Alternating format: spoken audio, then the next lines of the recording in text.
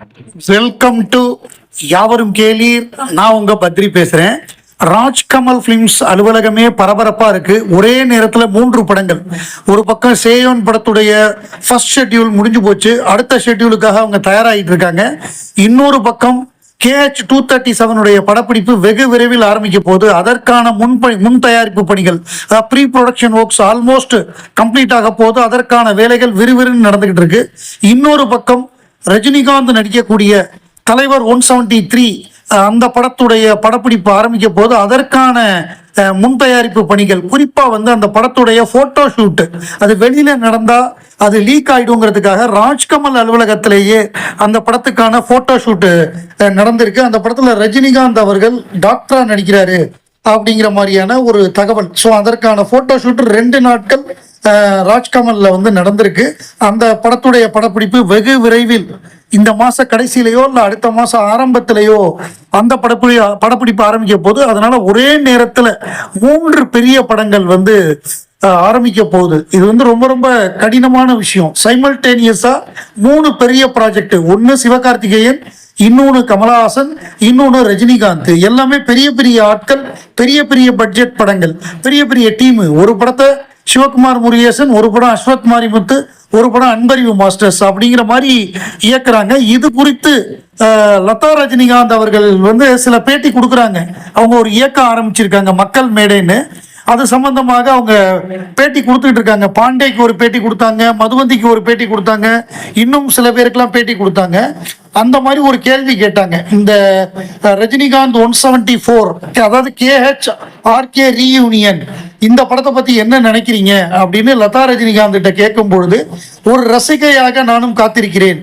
ஒட்டுமொத்த திரைத்துறைக்கும் ரசிகர்களுக்கும் இது ஒரு வரலாற்று சிறப்பு மிக்க தருணம். அவர்கள் இருவரும் சிறந்த நண்பர்களாகவும் திறமையான சக கலைஞர்களாகவும் இருந்து எல்லோருக்கும் முன்மாதிரியாக திகழ்ந்துள்ளனர். ஒரு ரசிகையாக நானும் இந்த அரிய தருணத்தை ஆவலுடன் எதிர்நோக்கி காத்திருக்கிறேன். ரஜினிகாந்த் 174 படம் குறித்து பேட்டி ஒன்றில் லதா ரஜினிகாந்த் அளித்த பதில் அப்படிங்கிற மாதிரியாக அந்த போஸ்டை பார்த்தேன். ஸோ நேற்று இதை சொன்னாங்க, இந்த விஷயங்கள்லாம் சொன்னாங்க. போட்டோ ஷூட் நடந்திருக்கு, விரைவில் அந்த இது வெளிவரும், அறிவிப்போட வெளியில வரும். என்னைக்கு ஷூட்டிங் அப்படிங்கிற அறிவிப்போட அந்த 174 வரும் விரைவில். அதே மாதிரி நம்ம KH-237 என்னைக்கு ஷூட்டிங் அப்படிங்கிற அறிவிப்போட வெளியில வரும். ஸோ ராஜ்கமல் ரொம்ப பரபரப்பாக இயங்கிட்டு இருக்காங்க. அங்க போனா அவ்வளவு என்ன சொல்றது, ஒரு விழா கோலம் பூண்டிருக்கு, ஒரு திருவிழா மாதிரி இருக்குன்னு சொல்றாங்க. ஒரு இன்டர்வியூ மஞ்சு வாரியரும் ஆரியாவும் கொடுத்துருக்காங்க. அந்த இன்டர்வியூல கமலஹாசன் என்ன மாதிரி டேலண்ட்னா, ஒன்ஸ் இன் 100 மில்லியன் பீப்புளுக்கு தான் அந்த மாதிரி திறமை இருக்கும். அவர் அந்த மாதிரி ஒன்ஸ் இன் மில்லேனியம்னு ஆர்டிஸ்ட்னு சொல்லுவாங்க. இவர் ஒன்ஸ் இன் 100 மில்லியன் அப்படிங்கிற மாதிரி சொல்றாரு. அந்த மாதிரி Kamal Haasan is two intelligent, two way head. அவருடைய பர்ஃபார்மன்ஸா இருக்கட்டும், அவருடைய திங்கிங்கா இருக்கட்டும், எல்லாமே பயங்கர வே ஃபார்வர்டு. ஸோ அவரை நம்ம ஒரு என்ன சொல்றது, எல்லாருக்குமே ஒரு இன்ஸ்பிரேஷன். இப்ப குணா படத்தை இப்ப எடுத்து பார்த்தோம்னா, நம்ம பிலிம் இண்டஸ்ட்ரியில இருக்கோம், என்ன மாதிரி ஒரு மேக்னிடியூடோட அவர் பண்ணியிருக்காரு. எவ்வளவு பெரிய ஆக்டர், அதாவது ஒரு காசு போட்டு காசு எடுக்கக்கூடிய ஒரு சினிமா துறையில எவ்வளவு பெரிய எக்ஸ்பெரிமெண்ட் எல்லாம் பண்ணியிருக்காரு, பண்ணி ஜெயிச்சும் இருக்காரு. அது ரொம்ப பேரால முடியாது. எனக்கே அப்படிப்பட்ட ஒரு கருத்து உண்டு. என்னன்னா, இப்ப கமல் மாதிரியே நானும் வித்தியாசமான படம் எடுக்கிறேன்னு சங்கர் கம்பெனி ஆரம்பிச்சாரு. நாசர் ட்ரை பண்ணாரு, பிரகாஷ் ராஜ் ட்ரை பண்ணாரு, இன்னும் நிறைய பேர் ட்ரை பண்ணாங்க. எல்லாருமே கையை சுட்டுக்கிட்டு பட கம்பெனியை மூடிட்டாங்க. எஸ் பிலிம்ஸ் கம்பெனியை மூடியாச்சு. பிரகாஷ் ராஜ் டூயட் பிலிம்ஸ்னு ஒன்று ஆரம்பிச்சு அந்த கம்பெனியை மூடிட்டாரு. நாசர் மிகப்பெரிய கடனாளியாகி சொந்த படம் எடுக்கிறதே விட்டுட்டாரு. பட் ஆனா கமலஹாசன் தொடர்ந்து சொந்த படம் எடுத்துக்கிட்டு இருக்காரு. அதான் வித்தியாசமா பண்ணணும், அதை ஜெயிக்கணும்னா நீங்க பெரிய கதாநாயகனா இருந்தாதான் முடியும். ஒரு படம் ஓடலன்னா கூட கமலஹாசனுக்கு இருக்கிற மார்க்கெட்டு, அவருக்கு இருக்கிற ரசிகர்கள், அவர் என்ன பண்ணாலும் என்ஜாய் பண்ணக்கூடிய, அவர் குணா நடிச்சாலும் பார்ப்பாங்க, சிங்காரவேலன் நடிச்சாலும் பார்ப்பாங்க. அப்படிப்பட்ட ரசிகர்கள் இருந்ததுனாலதான் அவரால் சோதனை முயற்சி பண்ணி சில படங்கள் தோல்வி அடைஞ்சாலும் உடனே இமிடியேட்டா ஹிட் கொடுக்க முடியுது, உடனே ஜெயிக்க முடியுது. அதுக்கு காரணம் கமலஹாசன்கிற ஒரு மாபெரும் ஸ்டார். அந்த ஸ்டார் இருக்கிறதுனாலதான் கமலஹாசன்கிற கலைஞனால உருவாக முடிஞ்சது. நேற்றுக்கு நைட்டு ஸ்பெயின் மேட்ச் பார்த்தேன். ஸ்பெயினுக்கும் கேப்பே வேர்டே அப்படிங்கிற டீமுக்கு மேட்ச். கேப்பே வேர்டே அப்படிங்கிறது வந்து ஒரு சின்ன ஒரு ஐலண்டு, ஆப்பிரிக்காவில் இருக்கக்கூடிய ஐலண்டு. ஸோ அவங்க வந்து இதுக்கு வந்து குவாலிஃபை ஆயிருக்காங்க. அந்த தீவோட மக்கள் தொகை வெறும் 5 லட்சம் தான். ஸ்பெயினுங்கிறது மிகப்பெரிய டீமு. 2010 வந்து வேர்ல்டு கப் ஜெயிச்ச டீமு, பல முறை யூரோப்பியன் சாம்பியன்ஷிப் ஜெயிச்ச டீமு. இன்னைக்கு வந்து வேர்ல்டு நம்பர் 2 டீம். அர்ஜென்டினாக்கு அப்புறமாக செகண்ட் பொசிஷன்ல இருக்கு இன்டர்நேஷனல் லெவல்ல. மிகப்பெரிய டீமு ஸ்பெயினுங்கிறது. அதாவது ஒரு பிரமாதமா ஃபுட்பால் விளையாடக்கூடிய டீமு.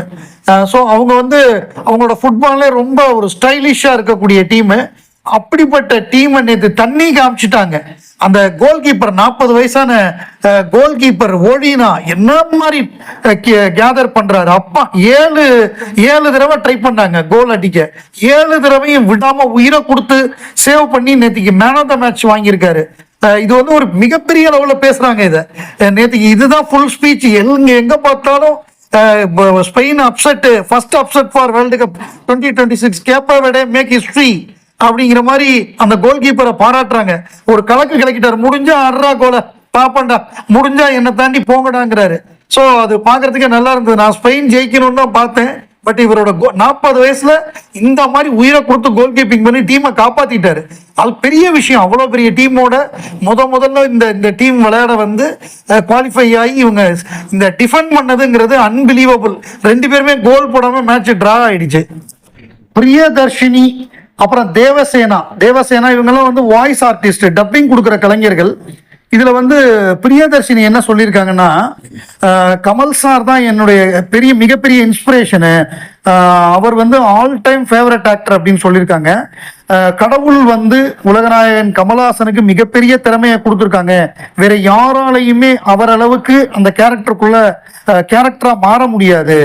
அதாவது உதாரணத்துக்கு சொல்லணும்னா, மைக்கேல் மதன காமராஜன் எடுத்துக்கிட்டீங்கன்னா, ஒரு பர்டிகுலர் கேரக்டர் இன்னொரு கேரக்டருக்கும் பயங்கர வித்தியாசமா இருக்கும். அதாவது ஒரு காமேஸ்வரன்கிற கேரக்டர் ரொம்ப ஒரு சாதாரண அப்பாவி, ஒரு பயப்படுற அந்த மாதிரியான ஆளா இருப்பாரு. மதன்கிறவர் ரொம்ப ஸ்ட்ராங்கா தைரியமான ஆளா இருப்பாரு.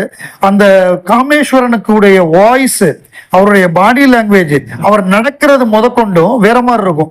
அதே அவர் மீசை எடுத்துட்டு மதனா மாறும் பொழுது அவருடைய உடல் மொழி, அவர் டயலாக் டெலிவரி, அவருடைய பாடி லாங்குவேஜ் மொத்தமா மாறும். அதாவது அதை 4 பேர் ஒரே மாதிரி இருந்தா கூட அவர் தன்னுடைய நடை, உடை, பாவனை, குரல் மூலமாகவே அவர் எந்த கேரக்டரா வாழ்ந்துகிட்டு இருக்கோங்கிறத காமிக்கக்கூடிய அளவுக்கு மாபெரும் கலைஞரா இருந்தவர் உலகநாயகன் கமல்ஹாசன் அப்படின்னு சொல்லியிருக்காங்க. அதே நேரத்துல வந்து தேவசேனா என்ன சொல்லியிருக்காங்கன்னா, நான் ஒரு டப்பிங் கலைஞராக இருந்தேன். எனக்கு வந்து மும்பை எக்ஸ்பிரஸ்ல அவர் தான் வாய்ப்பு கொடுத்து என்னுடைய திறமையை முழுமையாக வெளியில கொண்டு வந்தவர். அதுக்கப்புறம் எனக்கு நிறைய பட வாய்ப்புகள் கிடைத்தது. கிட்டத்தட்ட ஒரு குருநாதராக நான் அவரை சொல்லலாம். அந்த அளவுக்கு எனக்கு வந்து கத்து கொடுத்து என்னுடைய திறமையை வெளிக்கொண்டு வந்தாங்க அப்படின்னு சொல்லி இவங்க 2 பேருமே உலகநாயகன் கமல்ஹாசன் அவர்களை பாராட்டுறாங்க.